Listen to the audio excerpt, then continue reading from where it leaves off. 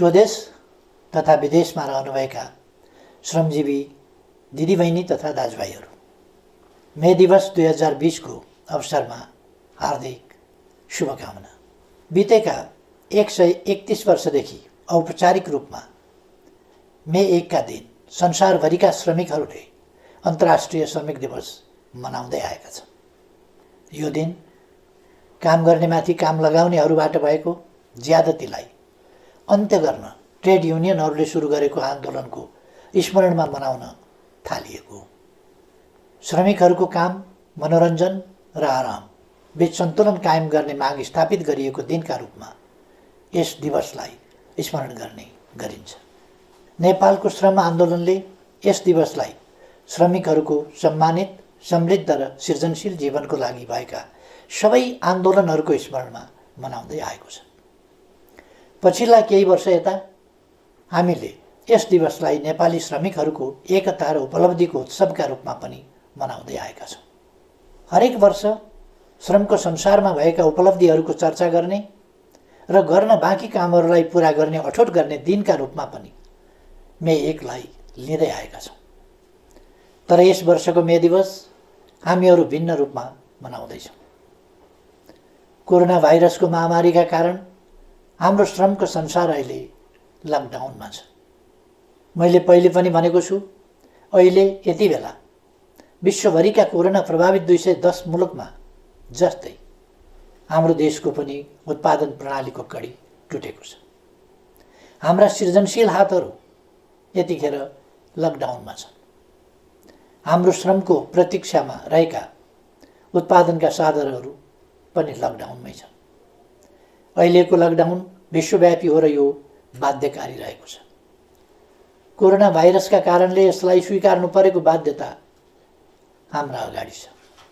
यसले निर्माण, रोजगारी र उत्पादनमा पारेको प्रतिकूल प्रभावको अवस्थाले श्रमजीवी वर्गको बुझाइ जस्तै श्रम र उत्पादनको सम्बन्ध एवं त्यसको महत्त्वलाई सबै वर्गले गम्भीरताका साथ बुझ्ने नयाँ परिस्थिति पनि निर्माण भएको छ। श्रम आधारभूत कुरा हो र जीवन प्रमुख कुरा हो। श्रम बिनाको पुँजी र प्रविधि पनि अर्थहीन हुन्छ भन्ने आजको यथार्थले स्पष्ट पारेको छ। उद्योग व्यवसाय बन्द हुँदा आम्दानी घटेका, स्वदेशमा कार्यरत सबै प्रकृतिका श्रमिकहरूका कष्टकर जीवनप्रति म अत्यन्तै दुखी छु।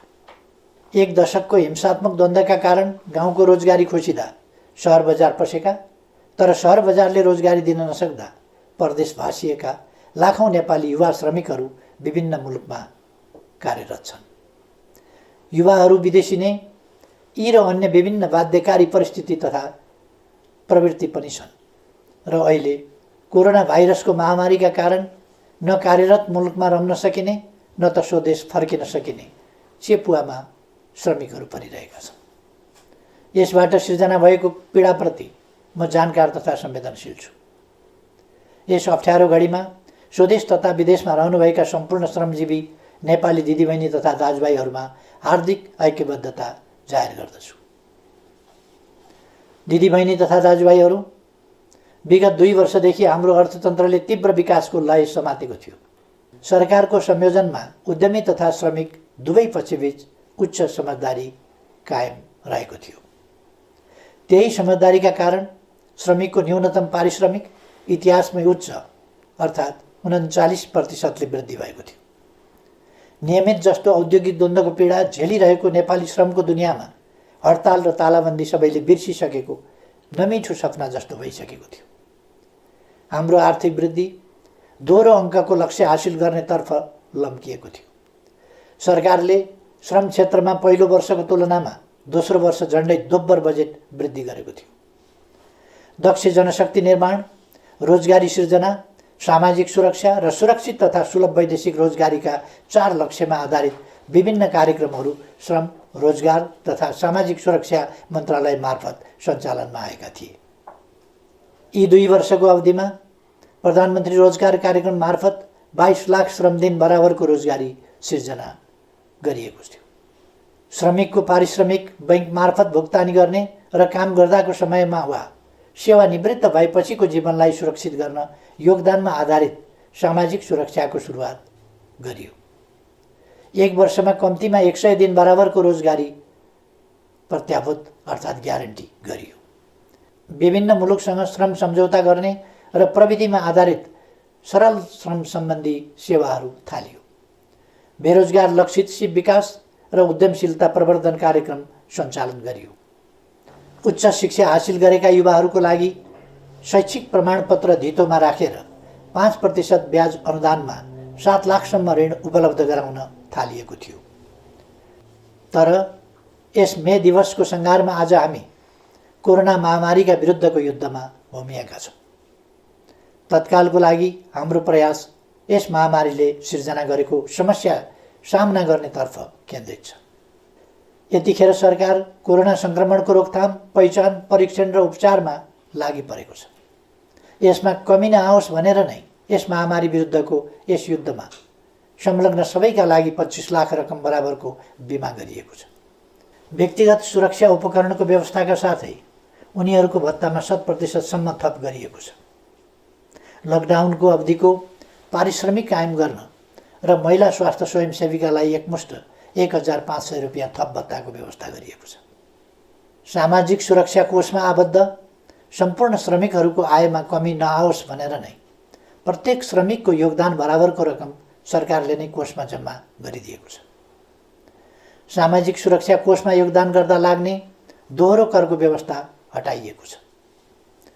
विद्युतको उपभोगमा सहुलियतको व्यवस्था गरी सुलभ मूल्यमा इन्डक्सन चुलोको व्यवस्था समेत गरिएको छ।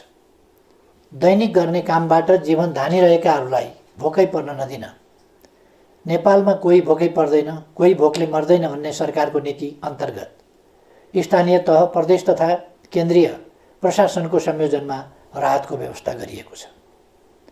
श्रमजीवी दाजुभाइ तथा दिदीबहिनीहरू, म ठान्दछु श्रमजीवी वर्ग भनेको दुःख गर्न सक्ने तर सुखको सपना देख्ने वर्ग हो, परिवर्तनको संवाहक हो र सबै आत्तिएको बेला ढाडस दिन सक्ने अनि आफै अघि सरेर समस्याको सामना गर्न सक्ने वर्ग श्रमजीवी वर्ग हो। कोरोना भाइरसको महामारीका विरुद्ध अग्रपङ्क्तिमा रहेर जुधिरहेका चिकित्सक, स्वास्थ्यकर्मी, सुरक्षाकर्मी र सफाई लगायतका सेवामा क्रियाशील श्रमजीवीहरू यसका उदाहरण हुन्, जसको अथक परिश्रमले कोरोना भाइरस विरुद्धको लडाइँमा विश्व स्तरमा उल्लेख गर्न लायक सफलता हाम्रो मुलुकले प्राप्त गरेको छ। हालसम्म यो महामारी समुदाय स्तरमा फैलिनबाट रोकिनु र कुनै पनि मानवीय क्षति नभएको गरिबीको रेकर्ड कायम रहनु सन्तोषको विषय हो। आफैलाई जोखिममा पारी अरूको जीवन रक्षामा संलग्न उहाँहरू सबैको म उच्च प्रशंसा गर्न चाहन्छु। मलाई थाहा छ अवधिको हिसाबले यस वर्ष श्रमिकहरूको न्यूनतम पारिश्रमिक पुनरावलोकन गर्नुपर्ने वर्ष हो, तर तपाईँ हामी सबैलाई थाहा छ अहिले परिस्थितिले हामीलाई साथ दिइरहेको छैन। 8.5% आर्थिक वृद्धिको उच्च आकाङ्क्षाका साथ अघि बढेका हामीहरू 3% वा त्यसभन्दा कमको आर्थिक वृद्धिमा खुम्चिन पो पर्ने हो कि भन्ने अवस्थाले गम्भीर बनेका छौँ। मैले पहिले पनि भनिसकेको छु, हाम्रो जिडिपीको झन्डै 4% यस महामारीका कारण क्षति भइसकेको छ। विश्व स्तरमा तुलनात्मक रूपमा हेर्ने हो भने रोजगारी र अर्थतन्त्रको अहिलेको अवस्था अघिल्लो शताब्दीको महामन्दीमा जस्तै वा त्योभन्दा पनि भयावह हुने आकलन गर्न थालिएको छ। सन् 1930को दशकमा भएको महामन्दीमा काम गर्ने उमेर समूहका कुनै औद्योगिक मुलुकमा 23% र कतिपयमा 33% बेरोजगार भएका थिए। यस महामारीपछिको पहिलो 4 महिनामा नै 20औं शताब्दीको त्यस दशकको भन्दा ज्यादा श्रमजीवीहरू बेरोजगार भइसकेका छन्। महामन्दीको त्यस समयमा सिङ्गो 1 दशकमा कुल गार्हस्थ्य उत्पादनमा जति सङ्कुचन आएको थियो, यस महामारीको पहिलो 4 महिनामा ती विकसित अर्थतन्त्रमा त्यसको झन्डै 3 गुणा बढी सङ्कुचन आएको छ। तर घरमुलीले अनिकालमा पनि परिवारलाई भोकै राख्दैन, रुखोसुखो भरण पोषणको जोगावट गर्छ र व्यवहार चलाउँछ। तपाईँहरूको यस प्रधानमन्त्रीले नेतृत्व गरेको सरकारले पनि उपलब्ध स्रोत र साधनले भ्याएसम्म सुविधाको जोगावट गर्छ। कसरी? अबका हाम्रा सबै प्रयास स्वस्थ नागरिक, सिपयुक्त नागरिक, मर्यादित काम र सामाजिक सुरक्षातर्फ केन्द्रित हुनेछ। भूकम्पपछिको यस दशकलाई हामीले पुनर्निर्माणको दशक बने चाहिँ अबको हाम्रो पहिलो लक्ष्य कोरोनाबाट हाम्रो समाजलाई मुक्त बनाउनु हुनेछ। यसभन्दा अघिल्ला सम्बोधनहरूमा पनि मैले चर्चा गरेको थिएँ। यस महामारीले जनस्वास्थ्यको क्षेत्रमा हाम्रो अभिगत उदाङ्गो पारिदिएको छ। जसरी 20औं शताब्दीको महामन्दीले पुँजीवादी प्रणालीको चरित्र नै फेर्ने गरी अर्थव्यवस्थामा कल्याणकारी आयाम थप्न विकसित मुलुकलाई बाध्य पार्यो, यस महामारीले हामीलाई स्वास्थ्य संरचनामा थप लगानी गर्न प्रेरित गरेको छ। हाम्रो संविधानले ग्यारेन्टी गरे झै स्वस्थ नागरिक निर्माण गर्न स्वास्थ्य बिमा सहितको जनस्वास्थ्यमा र सिपयुक्त नागरिक निर्माणका लागि शिक्षामा लगानी वृद्धि गरिनेछ। आजको लागि स्वास्थ्य, भोलिका लागि शिक्षा अबको हाम्रो दिशा हुनेछ। यस महामारीको प्रभावले आत्मनिर्भर अर्थतन्त्रको महत्त्वलाई पनि अझ बढी स्पष्ट पारेको छ। अबका हाम्रा कदमहरू निश्चय नै त्यस दिशातर्फ सुदृढ ढङ्गले उन्मुख हुनेछ। कोरोना महामारी विरुद्धको लडाइँमा एक हुँदै श्रमिकको रोजगारी, आय र सामाजिक सुरक्षा सुनिश्चित गर्ने दिशातर्फ हाम्रो सम्पूर्ण प्रयास केन्द्रित हुनेछ। सबैभन्दा पहिले टुटेको उत्पादन सम्बन्धको कडीलाई जोड्ने र अवरुद्ध उत्पादन प्रणालीलाई सुचारू गरिनेछ। राहत सुविधा अल्पकालीन उपाय मात्रै हो, सबैलाई काम हाम्रो पहिलो लक्ष्य हुनेछ। श्रमसँग जोडिएकाहरूलाई सामाजिक सुरक्षा प्रणालीमा आबद्ध गरिनेछ। काममा जो छन् उनीहरूका लागि न्यूनतम पारिश्रमिक सुनिश्चित गरिनेछ। काममा संलग्न कसैको पनि आम्दानी रोकिने वा खोसिने स्थिति आउन दिइने छैन। सङ्घ, प्रदेश र स्थानीय तहमा श्रम प्रदान प्रविधि परिचालनको प्रबन्ध गरिनेछ। श्रम र प्रविधिको संयोजन तथा ज्यालासहित जनसहभागिताको विकास मोडेल अवलम्बन गरिनेछ। वैदेशिक रोजगारीबाट फर्किएकाहरूलाई उनीहरूले हासिल गरेको दक्षता अनुरूपको स्वरोजगारी सृजना गर्न सरल कर्जा र प्रविधि हस्तान्तरणको प्रबन्ध गरिनेछ। स्वदेशमा रहेका वा विदेशमा रोजगारीमा जान नपाएकाहरूलाई प्रधानमन्त्री रोजगार कार्यक्रममा जोडिनेछ।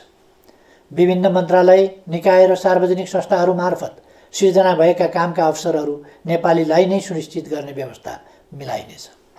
यस सन्दर्भमा हाम्रा श्रमिकहरूमा रहेको सिपको खाडलका कारण हुन सक्ने श्रमिकहरूको अभावलाई सम्बोधन गर्न प्राविधिक शिक्षा तथा व्यावसायिक तालिम परिषद र श्रम तथा सिप तालिम सम्बन्धी सबै निकायका कार्यक्रमहरूलाई एकीकृत रूपमा परिचालन गरिनेछ।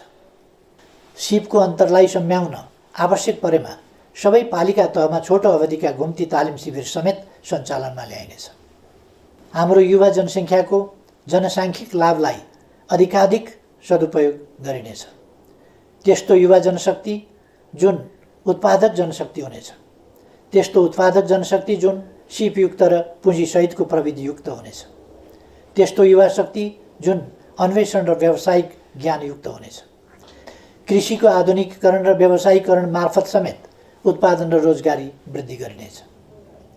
जमिन नहुने श्रमिकहरूका लागि भूमि बैङ्कलाई कार्यान्वयनमा ल्याई त्यसैको माध्यमद्वारा भूमिको व्यवस्था गरिनेछ। बैङ्कहरूबाट सुलभ कर्जाको बन्दोबस्त गर्ने र सरकारद्वारा सिप तालिमको प्रत्याभूति गरी समन्वयात्मक ढङ्गबाट कामलाई अघि बढाइनेछ। विगतका जनआन्दोलन र द्वन्द्वकालका युवा तथा अरू घाइतेहरू अझै पनि उपचारविहीन अवस्थामा रहिरहेका छन्। तिनको उपचारका लागि सरकारले पटक पटक गरेका आह्वान र प्रयासहरूको सन्देश उचित रूपमा सम्प्रेषण हुन सकेन। म आह्वान गर्दछु सम्पूर्ण घाइतेहरू प्रशासनको सम्पर्कमा आउनुहोस्। अब आफ्नो शरीरमा गोली र छर्रा बोकेर नबस्नुहोस्। उपचारको प्रबन्ध सरकारले गर्छ। यस प्रयासबाट घाइते भई अशक्त अवस्थामा रहेकाहरू पनि निको भएर स्वाभिमानपूर्वक रोजगारीमा फर्कन सक्ने अवस्थाको समेत सिर्जना हुनेछ।